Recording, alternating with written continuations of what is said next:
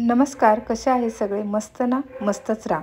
आज आपण उरलेल्या चपात्यांपासून चपाती चुरमा बनवणार आहे. चवीलाही अप्रतिम, झटपट बनतो आणि आपल्या उरलेल्या चपात्याही वाया जात नाही आणि ही रेसिपी पटकन होते. बऱ्याचदा घरामध्ये चपाती आपली वाया जाते. अशा वेळी ही चपाती आपण डस्टबिनमध्ये घाई गडबडीमध्ये टाकून देतो. कारण शहरामध्ये जनावरे कमी असतात, घरगुती जनावरे नसतात, कुत्रे नसतात किंवा असले तरी आपल्याला टाकणे तेवढे त्यावेळी शक्य होत नाही. अशा वेळी ही चपाती अशीच वाया जाते. तर ही चपाती जर तुम्ही या पद्धतीने मिक्सरमधून बारीक करून घेतली आणि त्याचा जर चुरमा बनवला तर सर्व घरातील मंडळी आवडीने खातात.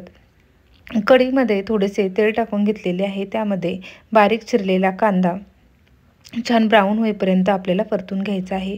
त्यामध्ये जिरे मोहरी टाकून घ्यायची आहे. त्यानंतर ठेचलेला लसूण, हे सर्व घटक छान ब्राऊन होईपर्यंत 2 ते 3 मिनिट आपण फ्राय करून घेतलेले आहे. 2 ते 3 मिनिटांमध्ये आपला कांदा व लसूण छान फ्राय झालेला आहे. त्यामध्ये आपण घरी तयार केलेली मिरची लसणाची चटणी टाकून घेऊ.